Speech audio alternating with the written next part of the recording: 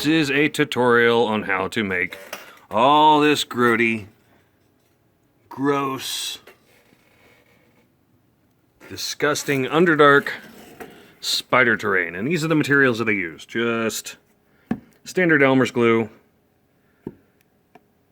Now these here, I augmented with food coloring. This one as well. But these two are just standard Elmer's glue, and then of course these are washable clear Elmer's glues. I did use this for some highlight areas to kind of get a little bit more shine. And then here's my paints.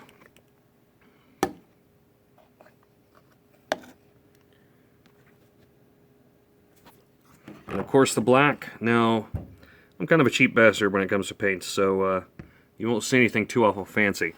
And this includes my regular painting work as well as fiddly bits like this.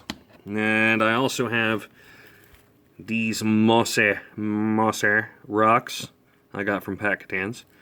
These things have almost zero, get in the bag, have almost zero weight to them. They feel like they might be some kind of porous plaster material. And then of course they're covered in static grass. So they got that mossy, gross look to them. And then these materials I got from Smokestacks. Not sure if I can remember the name of it, in Chillicothe. It's a train terrain area. And this is just some basic, fun, rocky material. Of course, you could, if you had the space to put a bag of sand, high grit sand, you could probably use that instead. And then of course, same thing here. Light green, kind of a colored turf. Mossy, because I like moss. And then that to kind of clean out some of my brushes and everything like that. Some of the basic brushes that I used. My paint palette, scissors, I didn't use those. And there's paper towel. I use that sometimes. Most of the time, I just wipe the paint on my pants. Alright, let's get started on this. First off, the foam. Okay, so for the pink foam, I got this cheapy little foam cutter. It's not the greatest thing in the world, but through like white foam, it'll cut pretty well. Of course, that is if I had left it on and not turned it off. Alright, so for the foam, I got myself a cheapy little foam cutter from Packetans. Now on the white foam it does cut a little bit better than what it does on the pink foam from Home Depot. But regardless of that, you want to make sure that you do this in a well ventilated area because you're essentially heating up styrofoam, which is generally not a great idea. But I tried my best not to be pretty. So I kind of cut and I kind of go back and forth on that metal blade to make sure that I'm not making it too cool in one spot. And then as I went through, I changed my angle and I tried to give it an odd edge. Now, one of the other nice things about moving it back and forth through the material is you kind of get these waves and ripples. You can see through here, you get these nice little waves and ripples. So as I'm cutting through that material, while I move it back and forth, I'm also moving some of the material that's getting melted coming back up. And eventually, you'll end up with a piece like this. That's for later. You'll end up with a piece like this. Now, in order to give it some of the details that I want to make it look a little bit more stony, because I'm kind of guessing, I'll use the tip of the blade and just kind of come in and try to act like I'm drawing relatively 1-inch spaces. And then on the edges where those spaces are, I'll kind of cut in and make it look like the rest of the rock is going further down. And then I'll do that over the entire piece. Now the pink foam isn't as much fun to cut through or into as the white foam. So if you find, like you bought a TV or something like that, you've got leftover pieces, you might be able to turn it into something. Because it does really well. Or it cuts a lot better through this. The only problem is it also has those small beaded textures from those styrofoam pieces. Alright, now once you cut it out and you've gotten what you wanted,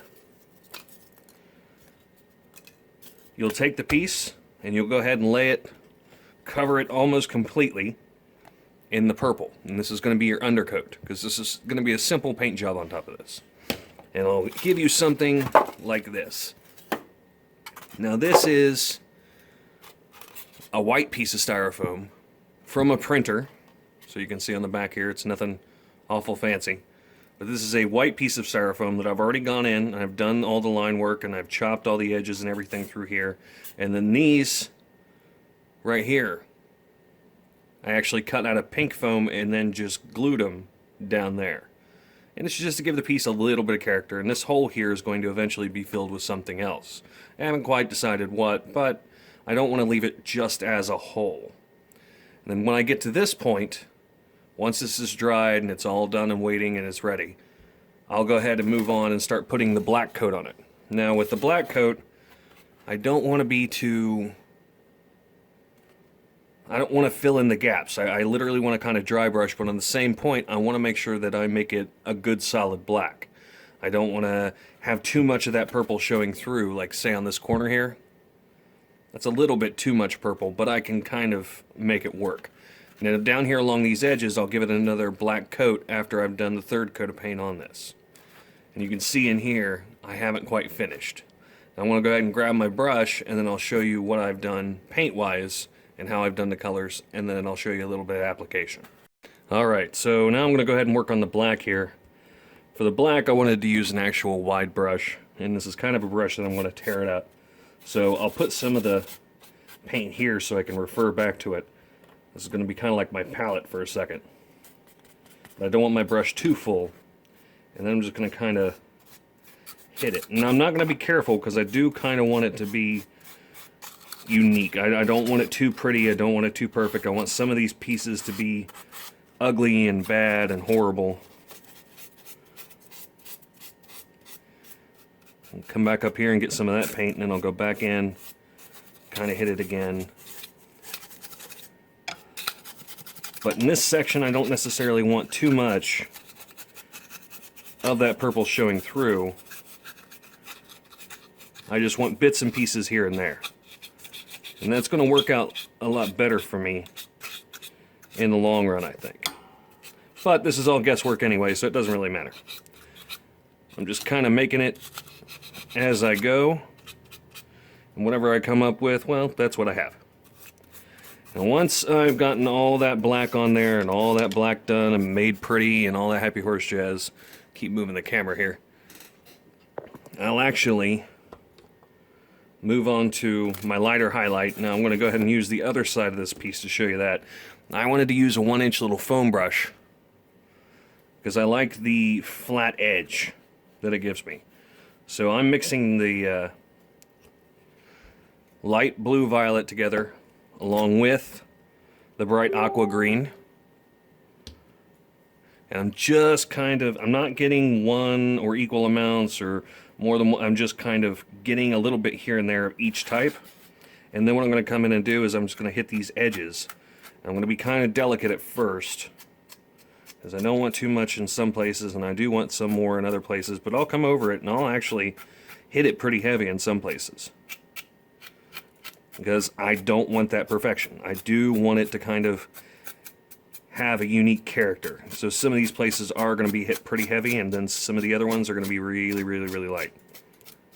But this is going to help bring out some of those edges. It's also mainly just going to make it a little bit more fun. This terrain doesn't entirely make a lot of sense because I'm using the teals and the blues and the violets and the purples. But this is my Underdark, so this is how I'm making it. And you can make your Underdark however you want. It's kind of the thing. It's your terrain. Do whatever the fuck you want. And then, as I get across the piece,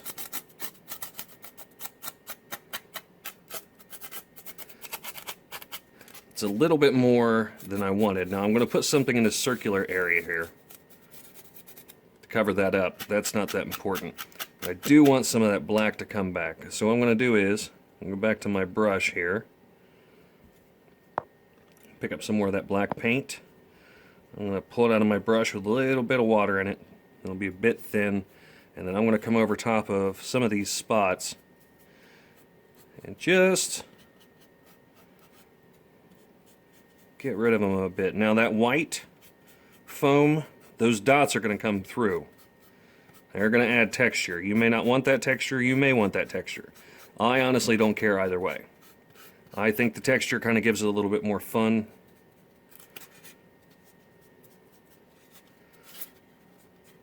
But then that is my third painting step. And then as I move through and I get done with that, I'll go ahead and come in here along these parts that I wanted to be solid black. And I'll touch them up, make them look pretty. All nice and clean. And then I'll go ahead and let that piece dry. Now I'm going to show you how I made these spider egg sacs. Okay, so in here, these are what I am calling egg sacs. Now I just wanted to make some goo and kind of get them in there and make them look like they were literally disgusting and gross. And then after I got them in, after I'd made them and they had dried, I did a little application process, and this is just the regular Elmer's glue, and then I added a tiny bit of yellow food coloring to it, and then a little tiny bit of green food coloring to it. And then I thinned it just a tiny bit with the clear.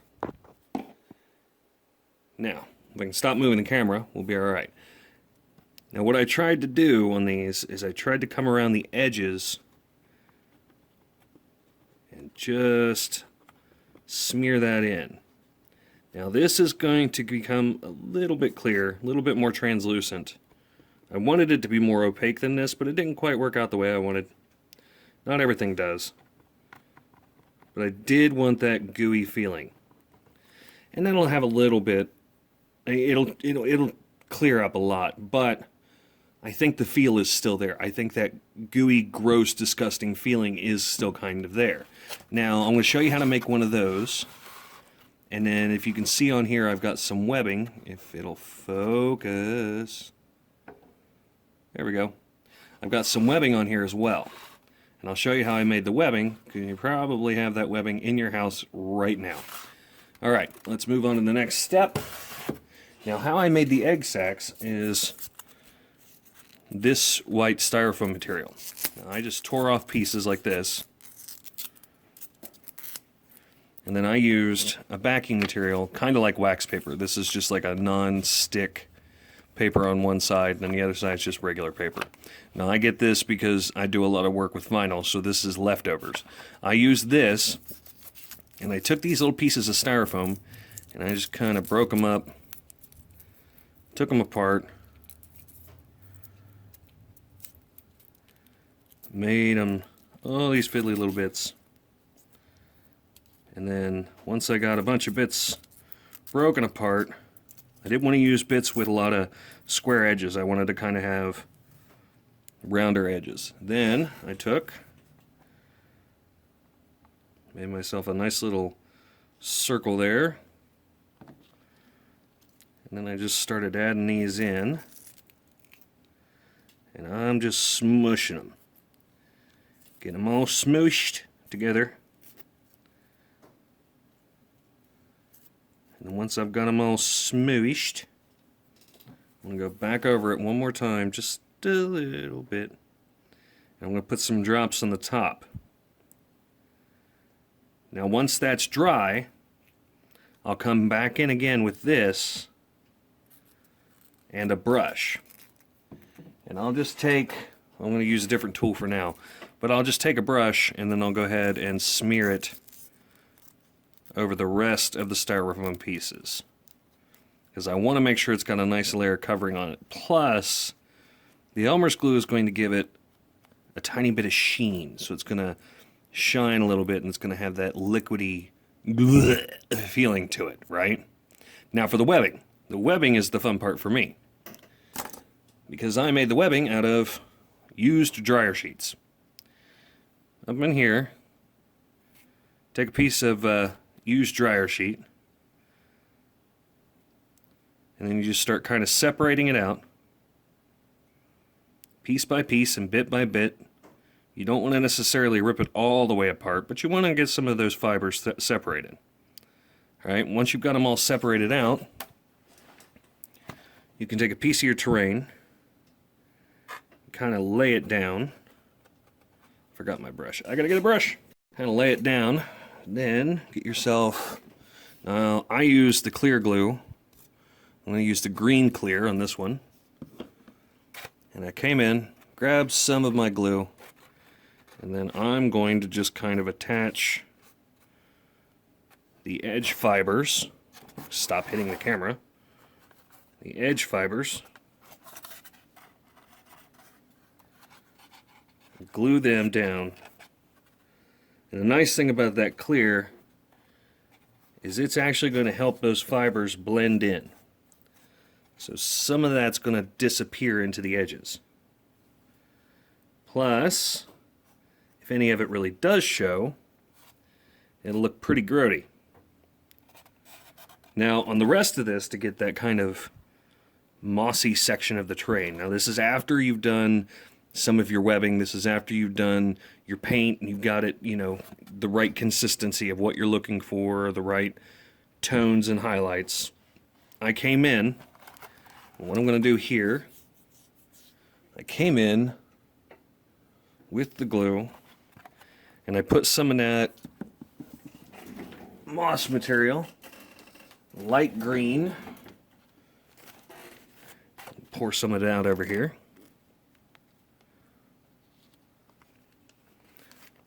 Come in here with a dab of glue. Grab some of it. And I'm just going to kind of smash it in there and make it gross. Once I've got it all kind of smashed in there, it'll start sucking up that glue. And then I came over top of it with my clear green.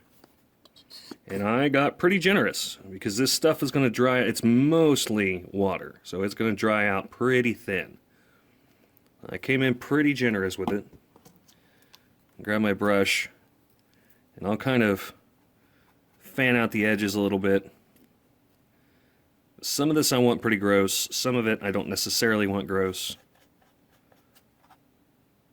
I don't want it to be uniform. I do kind of want to make it look like some nasty ass spiders have been trucking around through here just dropping shit off.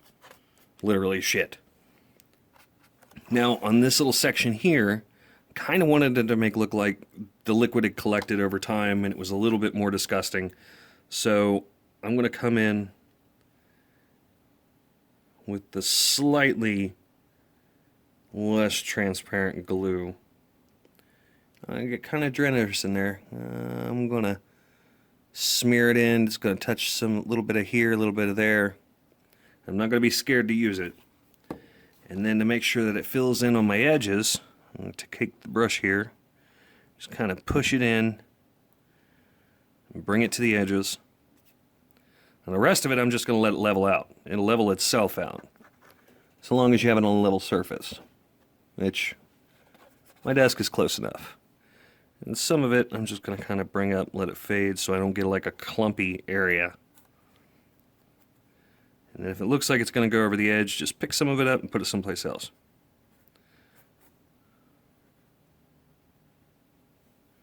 Then I'll take some of that and I'll just throw it up here. Hopefully some of that will end up blending together. Because over the course of like a half hour or so, this is going to start bleeding into that clear green. And if you're lucky, you'll do better than I did, and you'll end up with something that looks a little bit more milky here and there, as opposed to just clear, like with this piece, which I have to repair, because if you look up here, a bit of rock fell off. I don't know how to fix it, but this has got a lot more of that mixture of the clear with the opaque. And then this is dry, so it's got a really fucking gross texture to it. It looks really fluid in some spots. And you can see in here, this is where I've gone in with that rock material.